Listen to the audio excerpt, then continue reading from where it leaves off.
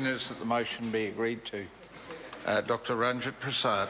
Thank you, Mr. Speaker. I'm pleased to take a call on this bill and to indicate to the Minister that Labour will support this bill to Select Committee because it does address a number of shortcomings that have been exposed in the immigration system, and in particular the exploitation of immigrants and those who are here on short-term permits with work rights by employers. So there's good reason to support it, and which we will. Mr. Speaker, Labour wants to see a robust and effective immigration system because we as a country now have become very reliant on immigration to a significant extent to meet our own national developmental aspirations.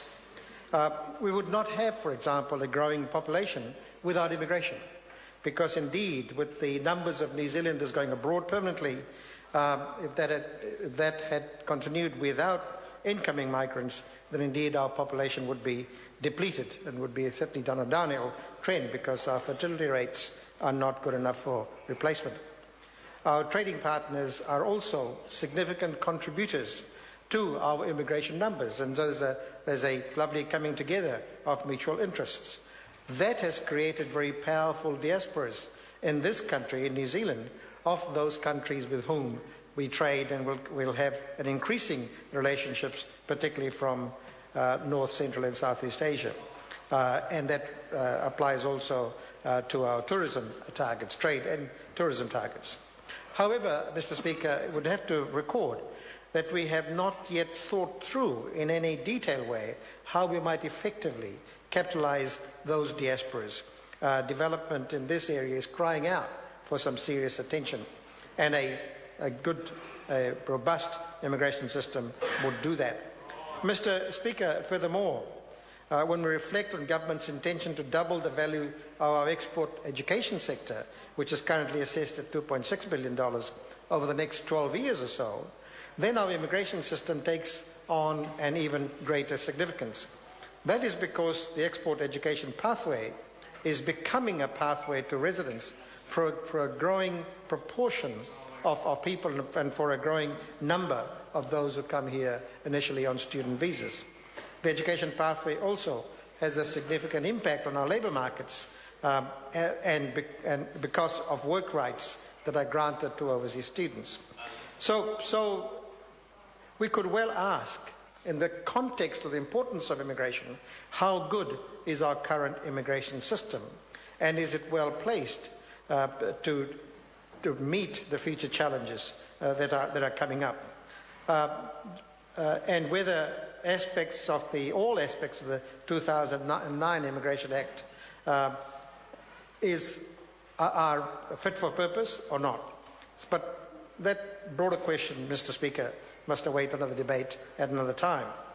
Mr. Speaker, the Immigration Amendment Act No. 2 attempts to keep the 2009 system fit for purpose by proposing a number of amendments. Some are technical, as the Minister has said, in nature, and others correct minor inconsistencies. Those are not of concern to us. However, Mr. Speaker, there are a number of amendments included in this bill that are serious and will require intensive scrutiny at Select Committee. As I said earlier, Mr. Speaker, the proposals that have attracted most attention to date relate to the exploitation of workers by employers. Stories of students that are being exploited in the labour market are now legendary and have been around for some time, for several years. And it is, Mr. Speaker, a credit to the union movement and union advocates for exposing these and being available to those exploited migrant workers that this matter now has reached this point and come to Parliament for it to be fixed up. So, despite whatever one might say from the other side about unions, here is an example of how, if it wasn't for unions advocating for this group, we would not be debating these particular provisions today. The bill increases, as the Minister said, search powers for immigration officers, including the ability to enter premises and search for unlawful workers, as well as examine employers' records for their compliance with new employment law and the Immigration Act. All useful provisions. However, as other speakers on this side will raise. What are the checks and balances that those are being appropriately used? These amendments will address the working conditions of workers that might be being exploited. However, it is doubtful if the provisions will address some of the rorts that are reported to us confidentially around false job offers.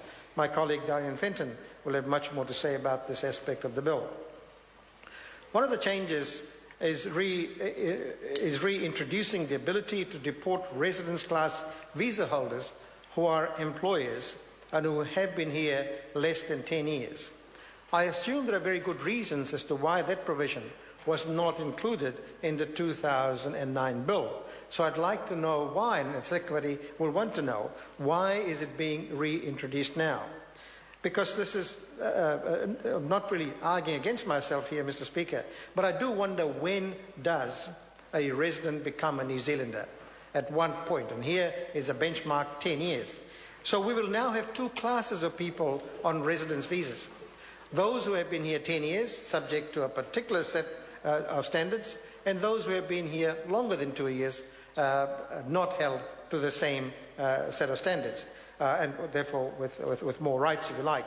Now, without in any way wanting to be supporting the illegal activities of employers themselves, of migrant employers themselves, there seems here to be an inconsistency that needs to be addressed, and that's one provision we would have some difficulty with.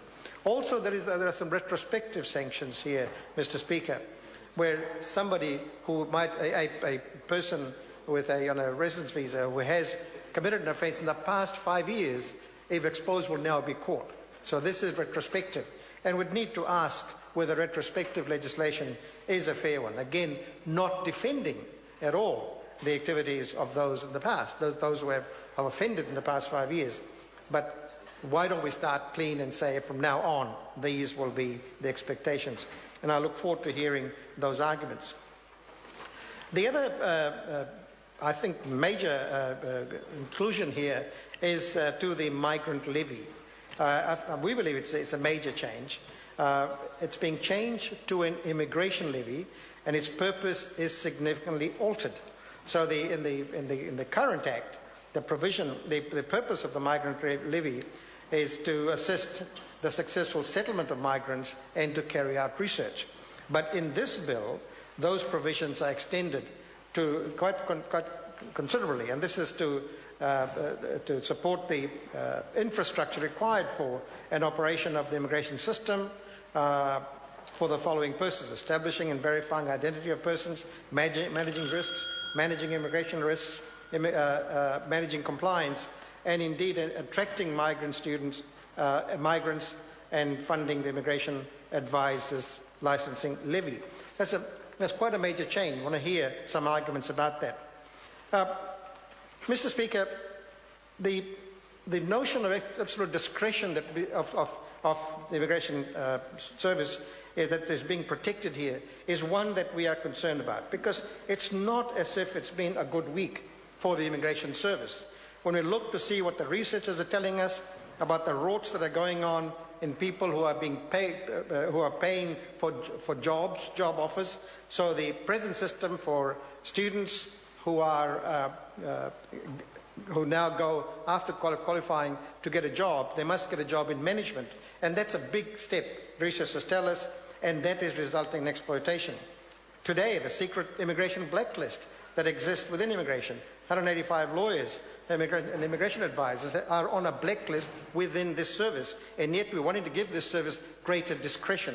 They have not earned it, Mr. Speaker. We want to know how do some of these kind of difficulties that have come up, what will be the protections against those? There are, the Minister talked about Canterbury, and there's already now discussion about the rorts about Filipino workers coming through, and how it's almost like a bondage labour, where Filipino workers are having to pay a big price to middle people to come here. And the Minister's comment as reported is that it is very difficult for me as the Minister of Immigration to control that, and indeed we must. So, Mr. Speaker, the immigration system should be a robust one, and we will want to make sure the changes made in this bill do provide for a robust service. Thank you, Mr. Speaker.